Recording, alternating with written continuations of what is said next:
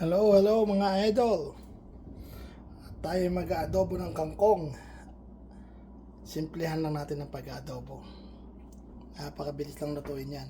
Ang kailangan lang natin ay bawang, sibuyas at kangkong, paminta, toyo, suka, konting asin. Depende yon kung gaano karaming toyo. Lalaman natin sa huli. Kailangan pa natin maglagay ng asin. Ayan ang kapartner siyempre ng adobo, hindi mawawala ang boneless bangus mga idol. Ayan, medyo mainit na ang kawali, umpisahan na natin. Ayan, medyo mainit na, ilagay na natin ang bawang. Unahin ko ang bawang. So kasi medyo brown ang bawang. Medyo masarap kasi sa adobo pagka medyo brown ang bawang. Golden brown mga idol.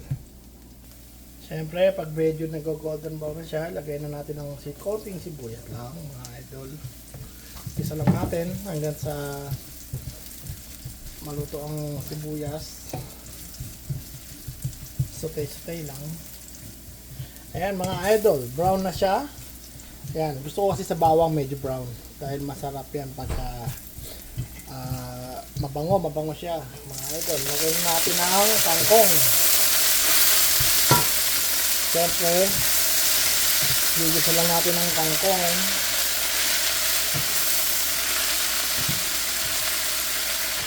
Ayan. Simple lang ang adobo mga idol. At hindi natin lalagyan ng tubig yan kasi kakatas yan. Kakatas ang kangkong.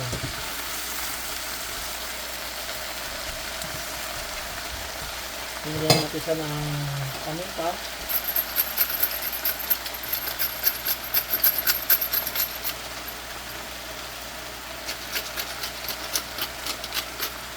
At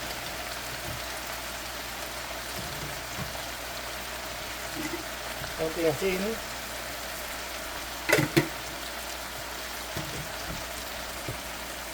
Haluin natin siya ng konti. Ayan. Masarap yan mga idol, ang bango. So hindi ko muna siya lalagyan ng toyo at suka. Steam ko lang siya ng konti. Iba ang paraan ko sa pagluluto ng kangkong. Tatakpa ko muna siya. Okay? Steam lang natin ng konti. Tingnan natin mga idol. Ayan, tumatas na siya. Lumabas na ang kanyang katas ng kangkong. Ayan. Ngayon, lalagyan ko lang siya ng konting tubig. Ayan. Ayan. May i-reduce ko yung mamaya.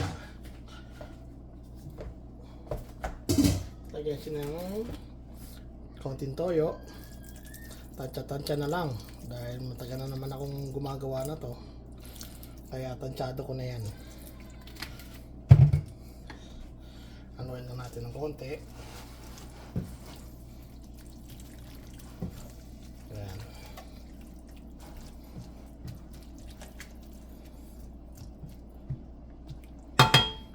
Lagyan natin siya ng suka. Siyempre adobo dapat may suka. Siyempre tansyado ko na rin yan. Okay. Tapos, lakas lang natin ng konti yung apoy. Then, steam natin.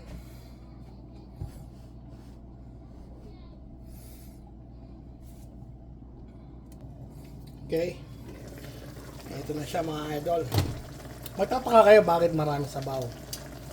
Well, i-reduce natin yan. Kukunin natin ang kangkong. Kasi hindi dapat ma-overcook ang kangkong. Sarap sa kangkong yung medyo crispy pag kinakagat, hindi yung lamog.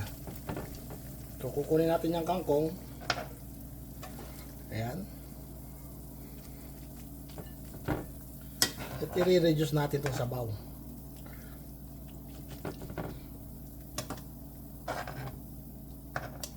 Yan ang ilalagay ko ngayon sa kangkong.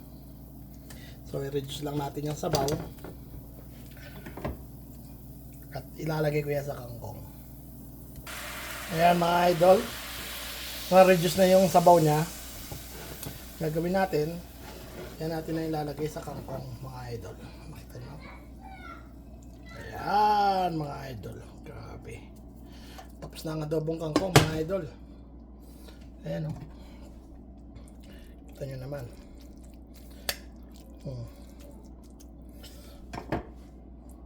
Next naman nating lulutuin ay ang boneless bangus mga idol. Ayan ang finished product niya mga idol ha. Ayan. Naku, kasarap. Extra rice pa. So, lutuin ko naman yung boneless bangus. Ayan mga idol. Luto na ang bangus. Ang adobong kangkong. So, syempre, extra rice ang kailangan yan. Hindi pa masarap kumain lalo yan. Lalo kung magkakamay. Luto na mga idol. Pumuputok pa. Adobong kangkong at fried boneless bangus.